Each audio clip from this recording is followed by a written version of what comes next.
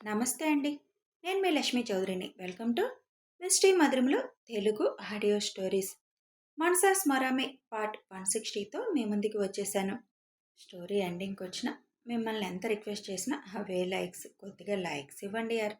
ఇక కథలోకి వెళ్ళిపోదాం. అభి చెప్పిన మాటలు విని భాను ఎమోషనల్ అయిపోతుంది. సుచిత్ర భాను దగ్గరకొచ్చి ఇప్పుడు ఎందుకురా ఆ కన్నీళ్ళు అని అడిగేసరికి ఆవిడ్ని పట్టుకొని గట్టిగా ఏడ్చేస్తుంది భాను. తల్లి ఏడుపు చూసి బాధగా అభిని వాటేసుకొని చూస్తూ ఉంటుంది భవి. ఈ ప్రపంచంలో మా ఇద్దరికి ఇంకెవ్వరూ లేరు, మేమిద్దరమే అని సరిపెట్టుకుంటున్నాం. కానీ అభి మాటలు విన్నాక, మీ ప్రేమ చూశాక మాకందరూ ఉన్నారన్న ధైర్యం వచ్చింది. కన్న తల్లిదండ్రులు చనిపోయారు, అత్తమామలు లేరు. తోడబుట్టిన వాడే కాలయముడిగా మారి నా పసుపు కుంకాలు దోచేయడమే కాకుండా నన్ను నా బిడ్డని కూడా చంపేయాలని చూశాడు. కేవలం బిజినెస్ డీల్ అని వచ్చి నన్ను తన తోబుట్టువులా అనుకొని అనుక్షణం మాకు తోడుగా ఉండి భరోసా ఇచ్చాడు అభి. ఇక్కడికొస్తే సూర్య కట్టిన ఇంట్లో కాకుండా ఎక్కడ ఉండాలన్నా నాకు ఇంట్రెస్ట్ లేదు, మనసు ఒప్పుకోలేదు. ఈ ఇంటిని అసలు అమ్మకూడదు అనుకున్నాను. కానీ ఆ టైంలో నా పరిస్థితి వల్ల అమ్మేసుకోవాల్సి వచ్చింది. కానీ ఇప్పుడు ఈ ఇల్లు మళ్ళీ మాదే అని చెబుతుంటే ఏం మాట్లాడాలో కూడా అర్థం కావట్లేదు. సొంత వాళ్ళే మోసం చేస్తున్న ఈ రోజుల్లో కేవలం కొద్ది పరిచయంలోనే మమ్మల్ని సొంత వాళ్ళుగా మార్చుకొని మీరొంటరి వాళ్ళు కాదు, మేమందరం మీకున్నాం, ముఖ్యంగా నేనున్నాను నీకు తోడబుట్టిన వాడిలా అని అభి చెబుతుంటే చాలా సంతోషంగా అనిపిస్తుంది మనసుకి. నా అనే వాళ్ళు ఎవరు ఇక్కడ లేరని, ఇప్పటికే అభి మా కోసం చాలా చేశాడు, ఇంకా విసిగించకూడదని అమెరికాలో ఉండిపోవాలనుకున్నాను అని భాను అనగానే, అలా ఎప్పుడు అనుకోకక్క, నువ్వు నన్ను విసిగించడమేంటి? ఎందుకో తెలీదు, అందరినీ మనం ఓన్ చేసుకోలేం. ముఖ్యంగా నేనెవరిని అంత తొందరగా దగ్గరికి రానివ్వలేను. కానీ ఎందుకో నిన్ను చూడగానే నా ఆత్మీయురాలుగా అనిపించావు. ముఖ్యంగా నా స్వీట్ హార్ట్ని చూడగానే తెలీదు, మనసుకి నా సొంత వాళ్ళే అన్న ఫీలింగ్ వచ్చింది. మీకు కష్టం అనగానే నా మనసు చలించింది. అందుకే నేను ఏదైతే చేశానో అదంతా ఇష్టపడి చేశాను. అంతే తప్ప మీరు నన్ను విసిగించడమేంటి? అలా ఎప్పుడూ అనుకోవద్దు అసలు. నా సొంత అక్క కష్టంలో ఉంటే నేను ఎలా అయితే రియాక్ట్ అవుతాను, అలాగే మీ విషయంలో అయ్యాను. ఎప్పటికీ మీకు ఒక తమ్ముడుగానే ఉంటాను. మీకే కష్టం వచ్చినా నేనున్నాను అని గుర్తుపెట్టుకోండి చాలు.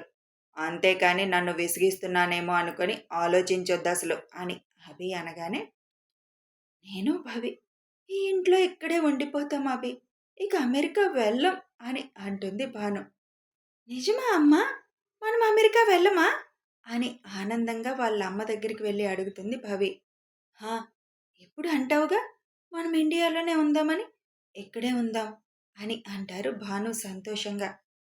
నువ్వు నిజమే చెప్తున్నావా అక్క అని ఆనందంగా అడుగుతాడు అభి.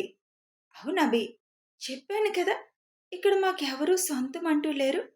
పైగా ముఖేష్ వల్ల భవి ప్రాణాలకు ప్రమాదమని, అది కాక సూర్య జ్ఞాపకాలతో ఉన్న ఇల్లు కూడా అప్పుడు డబ్బు అవసరమే ఇచ్చేయడంతో ఇక్కడ వేరే చోట ఎక్కడ ఉండాలన్నా ఇంట్రెస్ట్ లేదు. కానీ ఇప్పుడు ఈ ఇల్లు మీకే సొంతం అక్క అని నువ్వు అంటుంటే ఇందులో ఉన్న సూర్య జ్ఞాపకాలు వదిలి వెళ్ళిపోవాలని నాకు అనిపించడం లేదు. ఇక్కడే మీ అందరితో ఉండిపోవాలని ఉంది అని భాను అనగానే, ఇక్కడెందుకక్క, మీ ఇద్దరూ హైదరాబాదులో ఉందరు మా దగ్గర అని అభి అంటాడు. "ఉహుం, ఇక్కడుంటే సూర్య నాతోనే ఉన్నట్లు అనిపిస్తుంది, మేమిక్కడే ఉండిపోవాలనుకుంటున్నాం అని అంటుంది భాను. అవును మామ, ఈ ఇంట్లో ప్రతి చోట నాన్నున్నట్లే అనిపిస్తుంది. అమ్మ నేను ఇక్కడే ఉంటాం, ఇండియాలోనే కదా ఉంటున్నాం, నీకు దగ్గరలో ఉంటామని ఆనందంగా అంటుంది భవి. ఇక్కడే కదా అభి, మిమ్మల్ని చూడాలనుకుంటే ఫ్లైట్ ఎక్కితే గంటలో అక్కడికి వచ్చేస్తాం. మీరు ఇక్కడికి రావచ్చు. ఈ ఇల్లు వదిలి మాత్రం రాను. ఉంటే ఇక్కడ ఉంటాను, లేకపోతే అమెరికా. ఇంకో విషయం అభి, అమెరికాలో భవికి ఎంత ఖర్చు అవుతుందో ఏంటో అని అప్పుడు ఈ ఇల్లు కూడా వదులుకోవాల్సి వచ్చింది. కానీ పెద్దగా ఏం ఖర్చు అవ్వలేదు. ఈ ఇంటికి రేటు మాత్రం నువ్వు ఇచ్చింది నేను ఇచ్చేస్తాను అని అంటారు భాను. అక్క అని కోపంగా అంటాడు అభి. ప్లీజ్ అభి, అప్పుడే నాకు ఇది సూర్య ఇల్లులానే అనిపిస్తుంది. ఆ విషయంలో మాత్రం నువ్వు అడ్డు చెప్పొద్దు. నేనిది నా మేనకోడలికి గిఫ్ట్‌గా ఇచ్చాను అనుకుంటున్నాను. నువ్వేమో సూర్య సెంటిమెంట్ పెట్టి ఏదో చెప్తున్నావు. ఒక పని చెయ్. ఈ ఇంటి రేట్ ఎంతుంటుందో అంత నువ్వు సూర్య పేరు మీద ఏదైనా చారిటీకి ఇచ్చేసేయ్. అప్పుడు నాకిచ్చినట్టే అని అంటాడు అభి. ఇంకేం మాట్లాడలేకపోతారు భాను. సరే అని అంటుంది. అమ్మా కూతురిద్దరూ ఆ ఇల్లు మొత్తం తిరిగేసి సూర్య ఉండే గదిలోకి వెళ్తారు. ఇద్దరికీ సూర్య జ్ఞాపకాలు చుట్టుముట్టుగా కళ్ళమ్మటి నీళ్ళొచ్చేస్తాయి. వాళ్ళ వెనకే వెళ్ళిన అవని, సూర్య గారు మీతోనే ఉన్నారు వదినా. మీరలా బాధపడకండి. చనిపోయిన వాళ్ళు మనకిష్టమైన వాళ్ళ చుట్టూనే తిరుగుతారని నాన్నమ్మ ఎప్పుడూ అంటూ ఉంటుంది. సూర్య గారు కూడా మీ చుట్టూనే ఉంటారు. మీరేడిస్తే ఆయన కూడా బాధపడతారు అని ఇద్దరు కళ్ళు తుడుస్తూ అంటుంది. ఆ రోజంతా సంతోషంగా గడిపేస్తారు అందరూ. తర్వాత రోజు సూర్య సంవత్సరికం శాస్త్రోక్తంగా జరిపించి సూర్య సమాధి దగ్గరికి వెళ్ళి నివాళులర్పిస్తారు అందరూ. సాయంత్రం అందరూ కూర్చొని ఉండగా అనుగారు ధనుగారు సుచిత్ర గారిని మాట్లాడమని అనడంతో, అమ్మా భాను, నిన్నొక విషయం అడుగుతాను. నీకిష్టమైతేనే, ఇష్టం లేకపోతే బలవంతమేం లేదు. మమ్మల్ని మాత్రం తప్పుగా అనుకోవద్దు అని అంటారు సుచిత్ర. అడగండమ్మా అని అంటుంది భాను. నువ్వు ఒక మంచి వ్యక్తిని చూసి మళ్ళీ ఎందుకు పెళ్లి చేసుకోకూడదు? నీకొక తోడు దొరుకుతుంది. భవికి తండ్రి ప్రేమ కూడా దొరుకుతుంది కదా అని సురేఖ గారు అనగానే, లేదమ్మా, సూర్యకి తప్ప నా మనసులో గాని నా పక్కన గాని నేనెవ్వరికీ చోటు ఇవ్వలేను. మీరు నా కోసమే చెప్పారని నాకు అర్థమవుతుంది. కానీ నేను అందుకు అంగీకరించలేను. మీరందరున్నారు కదా నాకు, అది చాలు. నా బిడ్డకి సూర్య మాత్రమే తండ్రి. ఇంకెవరిని ఆ స్థానంలో నేను చూడలేను అని సున్నితంగా తిరస్కరిస్తుంది భాను. అది కాదమ్మా అని అనుగారు అంటుంటే, మీ అందరి ఆలోచన నాకు అర్థమైంది. మాకంటూ ఒక తోడుంటారిక్కడ అని. కానీ అస్సలు నా మనసు అందుకు అంగీకరించదు. చాలామంది చేసుకుంటూ ఉండొచ్చు. కానీ నేను మాత్రం అలా చేసుకోలేను. ఏం పర్వాలేదు. సూర్య మా పక్కనే ఉన్నాడన్న ఆనందంలో హ్యాపీగా బతుకుతాం. ఒంటరిగా అనిపించినప్పుడు మీ దగ్గరకు వచ్చేసి ఒక 10 రోజులు ఉంటాం అని నవ్వుతూ చెబుతుంది భాను.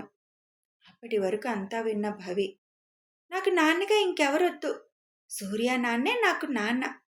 నాన్న ప్రేమ అందించడానికి మామున్నారు కదా, ఇంకొక కొత్త వాళ్ళు మాకెందుకు అని అంటుంది.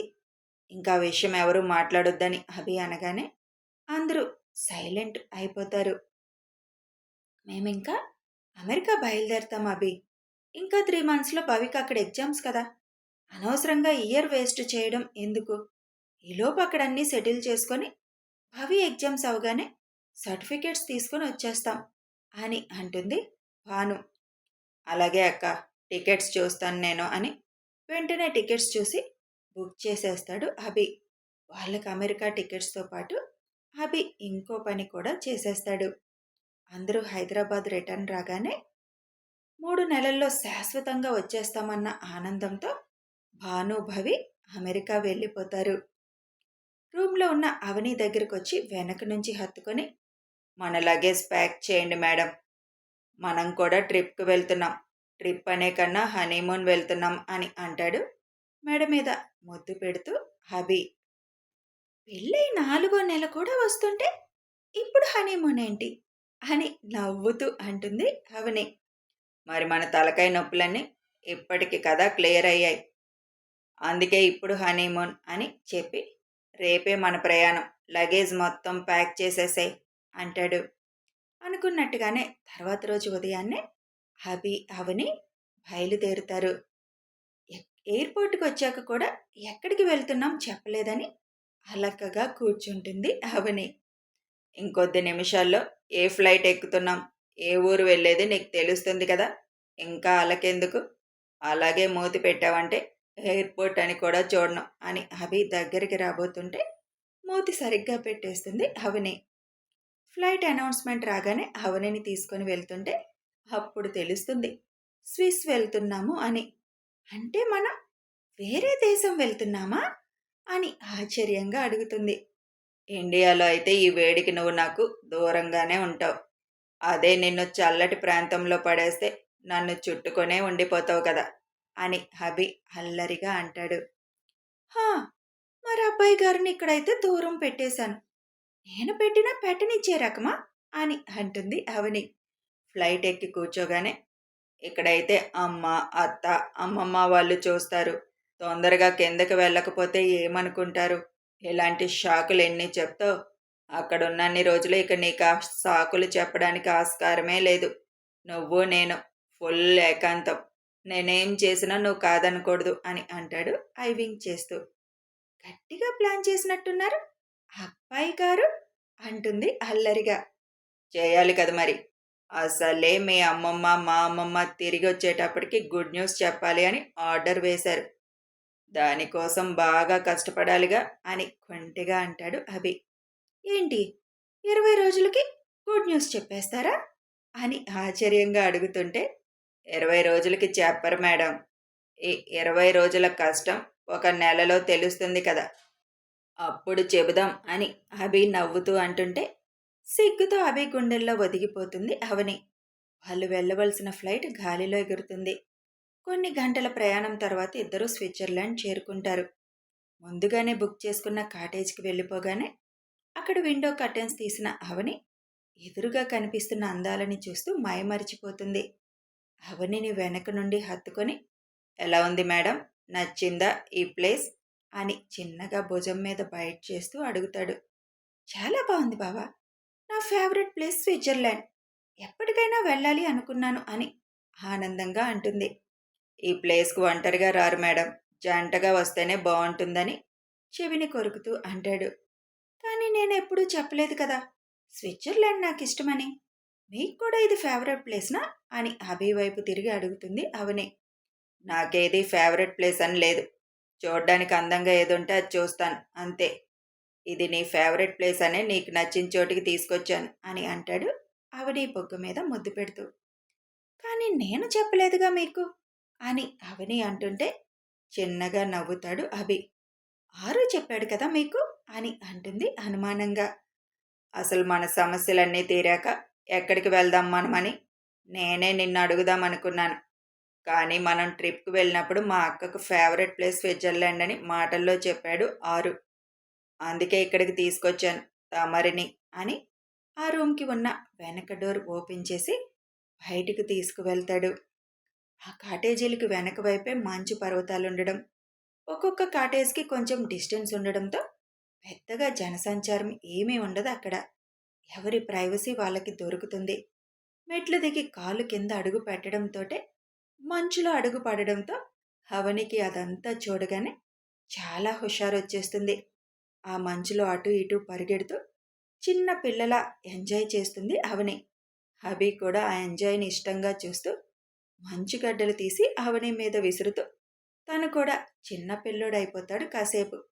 ఇంక పద, ఎక్కువసేపు మంచులో ఉండడం మంచిది కాదు అని అభి పిలుస్తున్న మంచుగడ్డలతో ఆడుతూనే ఉంటుంది అవని. చుట్టూ తిరుగుతున్న అవనిని పట్టుకొని, ఇక్కడ మనం 20 రోజులు పైగా ఉంటున్నాం, రోజు ఆడుకోవచ్చు, లోపలికి వెళ్దాం అని అంటాడు. అభి బుగ్గల మీద చేతులు వేసి, ఐ లవ్ యూ బావా అంటూ, నా లైఫ్లో ఇలాంటి రోజు ఒకటి ఉంటుందని కానీ, ఇలా మీతో నేను లైఫ్ ఎంజాయ్ చేస్తానని కానీ కలలో కూడా అనుకోలేకపోయాను. కానీ ఈరోజు ఇది నిజమైంది. మీ ప్రాణంగా నన్ను మార్చుకున్నారు, నన్ను మీ సొంతం చేసుకున్నారు, అన్ని ఆనందాలని నాకు పరిచయం చేస్తున్నారు. లవ్ యూ సో మచ్ బావా అంటూ తనంతటి తానుగా అభి పెదాలపై తన పెదాలు నిలుపుతుంది అవని. అవని తనంతట తానుగా ఇచ్చే ముద్దుని ఎంజాయ్ చేస్తూ తను కూడా జత కలుపుతాడు అభి. కథ కొనసాగుతుంది. హనీమూన్లో ఎంజాయ్ చేస్తున్నారు కపుల్స్. ఇంకా వన్ మోర్ అప్డేట్, ముగింపు నెక్స్ట్ పార్ట్లో ఇచ్చేస్తాను. వీడియో నచ్చితే ఒక లైక్ చేయండి, షేర్ చేయండి, కామెంట్స్ రూపంలో మీ అభిప్రాయం తెలియచేయండి. సబ్స్క్రైబ్ చేసుకొని ఛానల్ని సపోర్ట్ చేయండి. Thanks for watching and listening.